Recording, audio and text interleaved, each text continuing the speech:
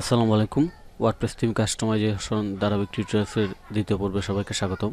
তো আজকে আমরা ওয়ার্ডপ্রেস থিম কাস্টমাইজেশনের আরও নতুন নতুন কাজ শিখব। তো প্রথমে আমি আমার লোকাল হোস্ট থেকে এক্সাম সার্ভারটা রান করে নেই। তো আমি আমার এক্সাম সার্ভার রান করলাম। রান করার পর আমি লোকাল হোস্টে চলে যাই।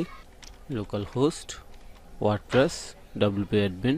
আমি আমার ইউজার নেম এবং পাসওয়ার্ড দিয়ে লগ ইন করি। তো লগ ইন করার পর আমরা আমাদের গত পর্বের যে আপডেট যে জায়গা পরিণত করেছিলাম সেই জায়গা অংশটুকু একটু দেখি। তো গত পর্বে আমরা এখানে জাস্ট একটা ব্যানার অ্যাড করেছিলাম। তো আজকে আমরা আরও নতুন কিছু কাজ শিখব, কাস্টমাইজেশনের কাজ।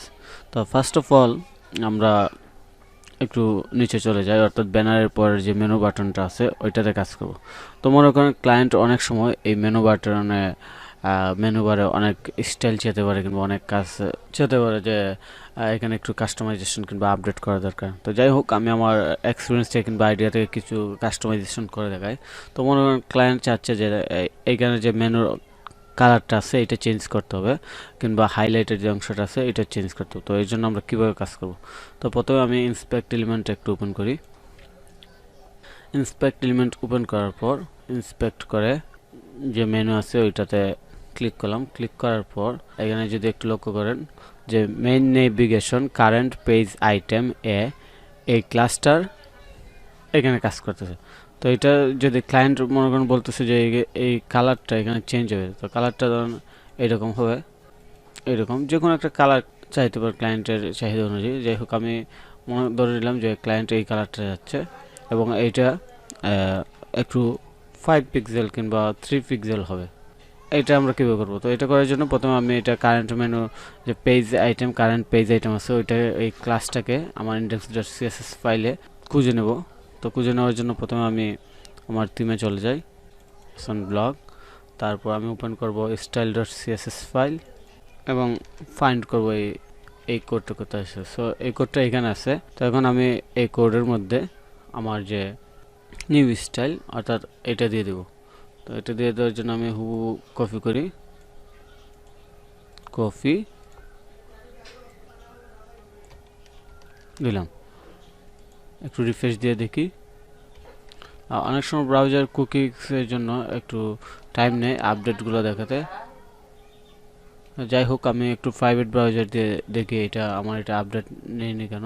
তো আমি একটা প্রাইভেট ব্রাউজার ওপেন করে দেখি, এই যে এখানে আসছে। তো এটা হলো। আচ্ছা, তো নেক্সট আমরা আরেকটা কাজ দেখি। ধরুন ক্লায়েন্ট চাচ্ছে যে এখানে যে ফন্ট আইটেমগুলো এইগুলো অনেকটা বড় হওয়ার জন্য। তো এটা আমরা কীভাবে করতে পারি? ফন্ট আইটেম বড় করার জন্য আমরা ইন্সপেক্ট এলিমেন্ট করব। ইন্সপেক্ট এলিমেন্ট করে আমরা দেখব। তো আমরা এই মেনুর মধ্যে যদি আমরা ফন্ট সাইজ চেঞ্জ করতে চাই তাহলে আমাদের দেখতে হবে এই ফন্ট সাইজটা কোন ক্লাসে ধরছে। তো আমরা জানি এটা সাধারণত ইউএলআই এর মধ্যেই থাকে। তারপর আমরা ইন্সপেক্ট এলিমেন্ট করে দেখি, এই যে এই ক্লাসটা এখানে আছে এটা, এবং এটা ক্লাস হচ্ছে মেইন নেভিগেশন এ। তো এটা ফন্ট সাইজ বড় করার জন্য আমরা যে কাজটা করতে পারি, মেইন নেভিগেশন এ ইনলাইন ফন্ট সাইজ 18 পিক্সেল।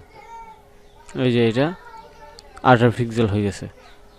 তারপর আমরা যদি চাই যে এটার কালারটা চেঞ্জ হবে, এটা আমরা করতে পারি। যেমন 333 এটা কিন্তু এখন কালার ব্ল্যাক হয়ে গেছে। এই ক্লাসটাকে খুঁজে বের করতে হবে সিএসএস ফাইলে। আমি ফাইন্ড দিয়ে ক্লাসটা খুঁজে পেলাম। তো এইখানে আমার এই ক্লাসটাকে আপডেট করতে হবে, অর্থাৎ এই কোডগুলো এখানে পেস্ট করতে হবে।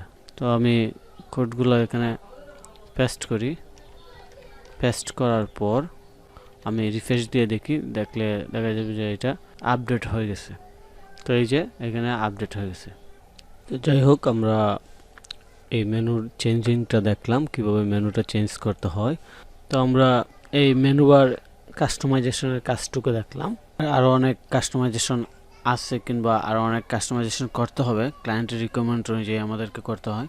তো আমরা আস্তে আস্তে সবগুলো কভার করব যে কী কী কাস্টমাইজেশন করতে হবে। আমি জাস্ট বেসিক জিনিসগুলো কভার করতে যাচ্ছি। তো আমরা যেহেতু মেনু বার কাস্টমাইজেশন দেখলাম, তারপর একটা এক্সট্রা ইমেজ নিয়ে আসার কাজ দেখলাম। তো আমরা এখন একটা অ্যাডভান্স কাজ দেখি, অর্থাৎ এই এই যে ব্লক থিমটা, এই থিমের ডিফল্ট যে অপশন আছে পোস্টগুলো এভাবে আস্তে আস্তে এবং ডান দিকে একটা সাইড বার আছে। তো ক্লায়েন্ট যদি চায় যে আমার এখানে একটা পোস্ট গ্যালারি হবে, যে পোস্ট গ্যালারিটা বর্তমানে এই থিমে নেই, কিন্তু ক্লায়েন্ট চাচ্ছে যে তার এই থিমের মধ্যে একটা পোস্ট গ্যালারি অ্যাড করে দিতে হবে। তো এই কাজটা আমরা কীভাবে করব? তো এই কাজটা করার জন্য আমাদেরকে একটা প্লাগইন ইউজ করতে হবে পোস্ট গ্যালারির জন্য। তারপর এই প্লাগইনটা এই থিমের মধ্যে ইমপ্লিমেন্ট করতে হবে। তো এটা করার জন্য আমরা প্রথমে চলে যাব ড্যাশবোর্ডে আসার পর প্লাগইন থেকে অ্যাড নিউ প্লাগইনে ক্লিক করব। তারপর এখান থেকে একটা পোস্ট গ্যালারির জন্য একটা প্লাগইন চুজ করব। তো আমি এখানে স্লাইডার লিখে একটু সার্চ দিই, তারপর দেখি কী কী প্লাগইন আছে টপ লেভেলে। ওয়ার্ডপ্রেসের মূল পাওয়ারই হচ্ছে প্লাগইন দিয়ে কাজ করা।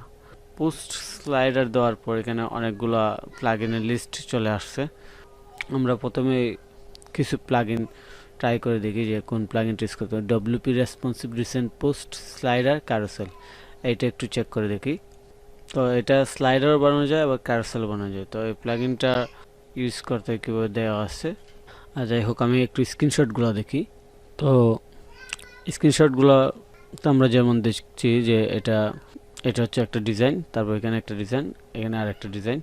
তো এইভাবে ডিজাইন বা এই তিনটা ডিজাইন, চারটা ডিজাইন আমরা পাবো। তো যাই হোক আমরা এই WP responsive recent post slider carousel প্লাগইনটা ইউজ করি। আমি ইনস্টল ক্লিক করলাম। তো প্লাগইনটি ইনস্টল করার পর আমরা এখন প্লাগইনটিকে অ্যাক্টিভ করব। তো প্লাগইনটি আমরা অ্যাক্টিভ করলাম। অ্যাক্টিভ করার পর প্লাগইনটিকে আমাদের থিমের মধ্যে অ্যাড করতে হবে। তো থিমের মধ্যে অ্যাড করার জন্য এই সেকশনটা একটু ভালো করে ফলো করবেন। থিমের মধ্যে অ্যাড করার জন্য আমাদের যা করতে হবে, আমরা প্রথমে দেখব আমার থিম ফাইলটা কোনো কাস্টম টেমপ্লেট ইউজ করা নাকি ডিফল্ট index.php ফাইলটা ইউজ করা। তো এটা কীভাবে বুঝবো? যদি আমরা সেটিংয়ে গিয়ে রিডিংয়ে যাই, রিডিংয়ে গিয়ে যদি দেখি your home page display your latest post, এটা সিলেক্ট করা, তাহলে বুঝবো এটা index.php ফাইলটা ইউজ করা হয়েছে থিমের। আর যদি এখান থেকে কোনো পেজ কাস্টম টেমপ্লেট ইউজ করা থাকতো তাহলে আমরা বুঝতাম একটা কাস্টম টেমপ্লেট ইউজ করা। তো যাই হোক এটা বর্তমানে সিলেক্ট করা আছে ইয়োর লেটেস্ট পোস্ট টেমপ্লেট। এর মানে হচ্ছে যে আমাদের থিমের index.php ফাইলটা এখন হোম পেজে ডিসপ্লে করতেছে। তো আমরা এই হোম পেজে গিয়ে আমাদের প্লাগইনের যে কোড আছে ওইটা অ্যাড করব। তো প্লাগইনের কোন কোডটা অ্যাড করব কিংবা এই প্লাগইনটা কেউ ইউজ করব, এর জন্য আমাদের আবার যেতে হবে আমাদের প্লাগইনের যে ডিটেলস আছে ওইখানে গিয়ে আমরা দেখব যে আমাদের প্লাগইনটা আসলে কেউ ইউজ করতে হয়। তো আমি রিসেন্ট পোস্ট গিয়ে ভিউ ডিটেলসে ক্লিক করলাম। তো এই প্লাগইনটা ইউজ করার জন্য তাদের গাইডলাইন অনুযায়ী আমরা যদি কাস্টম টেমপ্লেট ইউজ করতে চাই, আমরা অবশ্যই টেমপ্লেট ইউজ করব। এই জন্য আমাদের এখানে দুইটা কোড আছে, যে কোনো একটা ইউজ করতে হবে। তো আমি এই কোডটা ইউজ করব। প্রথমে এই কোডটা দিয়ে দেখি। তো এই কোডটা আমি কোথায় ইমপ্লিমেন্ট করব, এটা হচ্ছে আমার এখন কনসিডারের বিষয়। তো এটা ইমপ্লিমেন্ট করার জন্য আমাকে ইন্সপেক্ট এলিমেন্ট দিয়ে দেখতে হবে যে আমার এই কোডটা ঠিক কোথায় থেকে শুরু হয়েছে কোথায় শেষ হয়েছে। তো আমার নেভিগেশনটা এখানে শেষ হয়েছে এবং নেভিগেশনের পরে স্টার্ট হয়েছে ডি কন্টেন্ট। তো আমি ডি কন্টেন্টের ঠিক উপরে এবং হেডারের পরের সেকশনটাতে আমি আমার কোডটা অ্যাড করব। তো এটা করার জন্য আমি প্রথমে চলে যাব আমার থিম ফাইলে গিয়ে আমি index.php ফাইলটা খুঁজে বের করব, index.php। তারপর এখানে যদি যাই আমি দেখতে পাবো এটা হচ্ছে index.php ফাইল এবং এখানে দেওয়া আছে মেইন আইডি প্রাইমারি। যাই হোক আমি মেইন আইডি প্রাইমারিটা দেখি তারা কোন জায়গাতে অ্যাড করছে। মেইন আইডি প্রাইমারি, তো মেইন আইডি প্রাইমারি, তো আমাদের এটা অ্যাড করার জন্য মেইন আইডি প্রাইমারির উপরে টিক কোডটা দিব। কিন্তু উপরে কোডটা দিলে একটা সমস্যা হবে। সমস্যা হচ্ছে এটা কিন্তু সম্পূর্ণ অংশটা পাবে না, অর্থাৎ সাইডবার সহ পাবে না। যাই হোক আমি আপনাদেরকে কোডটা ইমপ্লিমেন্ট করে দেখাই, তারপর আপনাদের বুঝতে সুবিধা হবে। আমি কোডটা পেস্ট করলাম, পেস্ট করে সেভ দিলাম। সেভ দেওয়ার পর আমি এটা একটু রিফ্রেশ করি, এই যে এটা স্লাইডারটা চলে আসছে। তো স্লাইডারটা চলে আসছে, এখানে আমরা চারটা স্টাইল দেখছিলাম। চারটা স্টাইল যেহেতু দেখছিলাম, এখন আমাদের এই ডিফারেন্ট স্টাইলগুলো একটু চেক করে ডিজাইনগুলো দেখি কীভাবে চেঞ্জ করা যায়। তো প্রথমে হচ্ছে রিসেন্ট পোস্ট কারোসেল, এইটার আবার 4টে স্টাইল আছে। কারোসেল 1 2 3 4 এভাবে স্টাইলগুলো চেঞ্জ হবে। তো আমি একটা একটা করে দেখি, এটাকে আবার দিই, এই যে এখানে কিন্তু খুব সুন্দরভাবে এগুলো চলে আসছে। তো এখন আমাদের কাজ হচ্ছে আমরা স্লাইডার আকারে নিয়ে আসলাম। তো স্লাইডার আকারে নিয়ে আসার পর আমরা যদি ক্লায়েন্ট যদি চায় যে এটা তো এখানে ফিক্সিং করতে হবে, তো এটা আমরা কীভাবে ফিক্সিং করব, অর্থাৎ এখানে কীভাবে এটা আরও সুন্দরভাবে প্রেজেন্ট করা, যেমন এটা মেনুবার সাথে একদম ক্লোজ হয়ে গেছে, তারপর এখানে ডিজাইনগুলো একদম পছন্দনীয় না। তো এটা করার জন্য আমরা কি করতে পারি? তো সহজ সমাধান হচ্ছে আমরা জাস্ট এই যে পিএইচপি কোডটা আছে এটার আগে আমরা কিছু কি করে নেব, কাস্টম কোডিং করে নেব। ডিপ ক্লাস তারপর এটা সম্ভবত থিমটা যদি বুস্টআপ দিয়ে করা থাকে, আমরা দেখি এটা বুস্টআপ দিয়ে করা কিনা। যদি বুস্টআপ দিয়ে করা থাকে তাহলে আমরা বুস্টআপের মতো করে কোড লিখব।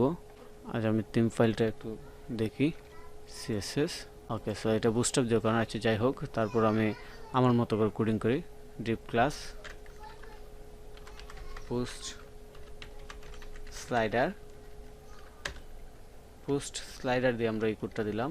তো এখন এই পোস্ট স্লাইডার যে আইডি ক্লাসটা আছে ওইটা আমাদের index dot CSS style dot CSS ফাইলে নিয়ে নেব।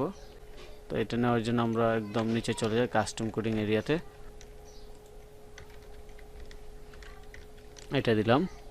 তো দেওয়ার পর আমরা একটু দেখি এই কোডের ভিতরে আসলে কী কী জিনিস আছে, তারপর আমরা আরও ইনস্টল করব।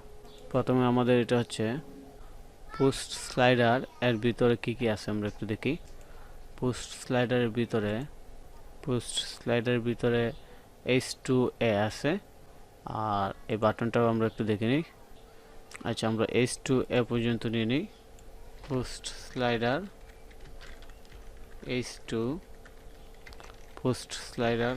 H2A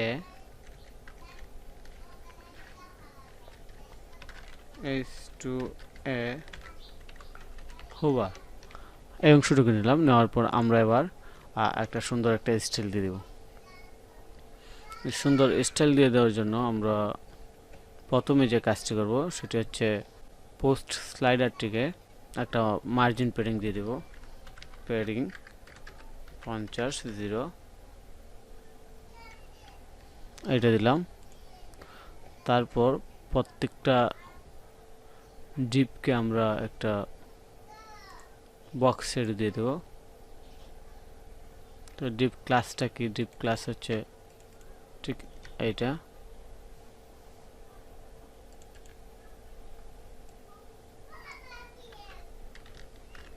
এটা হচ্ছে ডিপ ক্লাস প্যাডিং। এবার এই ডিপ ক্লাসটাকে আমরা একটু আরো স্টাইলিং করব। আরো স্টাইলিং করার জন্য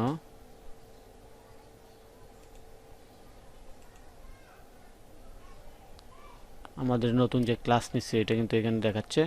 তো এখানে আমরা বক্স শ্যাডো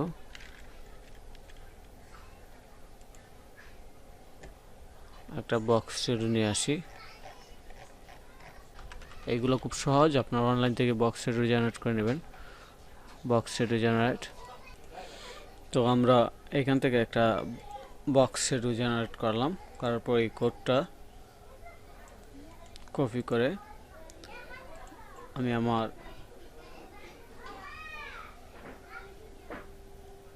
ঠিক এখানে দিয়ে দেব বক্স শ্যাডো। বক্স শ্যাডো দেওয়ার পর আমরা এখানে কিছু কাজ করব। এই বক্স শ্যাডোটাকে সুন্দর করার জন্য আমরা কিছু কাজ করি। তারপর আমরা একটু বর্ডার রেডিয়াস দিয়ে দিই, তাহলে এটা আরো সুন্দর লাগবে। Border radius 5 pixel. তো এখন এটা আরো সুন্দর লাগতেছে। তো এখন দেখতে মোটামুটি আগের চেয়ে অনেক ভালো লাগতেছে। আর যাই হোক, আমরা মার্জিনটা একটু কমিয়ে দিই 10 পিক্সেল। এবার আমরা এই কোডটা আমাদের style.css ফাইলে কপি করে নিয়ে নিই। রিফ্রেশ দিয়ে দেখব যে আসলে আমাদের এই কোডটা কতটুকু কাজ করে, কি সমস্যার জন্য আসতেছে আমরা একটু দেখি। যাই হোক, আমি ডাইরেক্টলি সম্পূর্ণ স্টাইল শিটটাই কপি করে নিই। এবার রিফ্রেশ দিয়ে দেখি, এই তো সুন্দর একটা স্লাইডার পোস্ট এখানে চলে আসছে। তো আমরা এখানে আরও কাজ করতে পারবো। তো আরও কাজ করার জন্য আমাদের প্লাগইন থেকে কাজ করতে হবে, অর্থাৎ প্লাগইনটা আমাদের দেখতে হবে কী কী অপশন আমাদেরকে দেয়। তো আমরা একটু প্লাগইনে চলে যাই। প্লাগইনে গিয়ে দেখি যে আসলে প্লাগইন থেকে আমরা কী কী করতে পারি। তো রিসেন্ট পোস্টে গেলাম, রিসেন্ট পোস্ট স্লাইডার, এখানে দেখি কোনো অপশন দেয় কিনা। সো এখানে বেসিক্যালি খুব বেশি একটা অপশন নেই, এটা ফ্রি প্লাগইন। প্রিমিয়াম প্লাগইনে গেলে হয়তো তারা অনেক অপশন দিত, যেমন আমি যেগুলো বোঝাতে চাচ্ছি, যেমন এখানে এই কন্টেন্টগুলো ফিক্সিং করা, অর্থাৎ কতগুলো কন্টেন্ট আসবে, কিংবা রিড মোর বাটনটা সরানো, কিংবা কয়টা পোস্ট এখানে আসবে, তো এইগুলো তারা দিতে পারতো। যাই হোক, তো আমরা এইগুলো করার জন্য আমাদের নিজে নিজে সিএসএস দিয়ে ফিক্স করতে পারি। যেমন এটাকে ডিসপ্লে নান করে দিলেই হবে, কিংবা এই কন্টেন্টটা যদি সরাতে চাই ডিসপ্লে নান করে দেবো। এই হচ্ছে মূলত বেসিক আইডিয়া। তো আমি এই জিনিসটা আপনাদেরকে দেখাই। এটা করার জন্য আমরা কি করতে পারি, কন্টেন্ট ডেট পোস্ট টাইটেল, তো এই দুইটাকে যদি আমি ডিসপ্লে নান করে দিই তাহলেই হয়ে যাবে। প্রথমে এই ক্লাসটা কন্টেন্ট পোস্ট ডেট, আরেকটা কি আছে read more button, post date content sub content read more. Okay, ঠিক আছে। তো কন্টেন্টের ভিতরে এ আছে, আমরা একটু ক্লাসগুলো সাজিয়ে নিই। এ আছে, এখন আমরা সবগুলোকে ডিসপ্লে নান করে দেব, ডিসপ্লে নান, প্রত্যেকটা সেকশনকে ডিসপ্লে নান করে দেবো, তাহলে এই সম্পূর্ণ সেকশনটাই চলে যাবে। তো এবার যদি আমি রিফ্রেশ করে দেখি, আমার জাস্ট এখানে টাইটেল এবং পোস্টগুলো আছে। তো আমরা কিন্তু এতটুকু যা কাস্টমাইজেশন কিংবা চেঞ্জিং করলাম সব সিএসএস দিয়ে করলাম, আমরা কোনো পিএসপি কোড অ্যাড করিনি কিংবা পিএসপি দিয়ে কোনো কিছু করিনি। তো আমরা যখন পিএসপি দিয়ে কাজ করব কিংবা পিএসপি জানবো, বেসিক যত বেশি জানবো তত বেশি কাজ করতে পারবো। আমি জাস্ট আপনাদেরকে শুধু বেসিক এইচটিএমএল সিএসএস দিয়ে কিংবা একটা ওয়ার্ডপ্রেস থিম কাস্টমাইজেশনের এই কাজগুলো এখন দেখাচ্ছি। পরবর্তী আস্তে আস্তে আমরা একটু একটু করে অ্যাডভান্স লেভেলে চলে যাব। তো যাই হোক, আমরা যদি এখন চাই এই H2টাকে চেঞ্জ করতে হবে, এটাকে আমরা করতে পারবো। আশা করি আপনারা বুঝতে পারছেন এটা কীভাবে করতে পারবো। তো এটা আপনার জন্য ট্যাক্স হিসাবে থাকুক। তো এই টিউটোরিয়ালসটা আমরা এখানে শেষ করি। আমরা পরবর্তী টিউটোরিয়ালসে আরও কাজ দেখবো, যে আরও কীভাবে আরও কাজ করতে হয় কিংবা অ্যাডভান্স লেভেলে যেতে হয়। তো সেই টিউটোরিয়ালস পর্যন্ত সবাই ভালো থাকেন।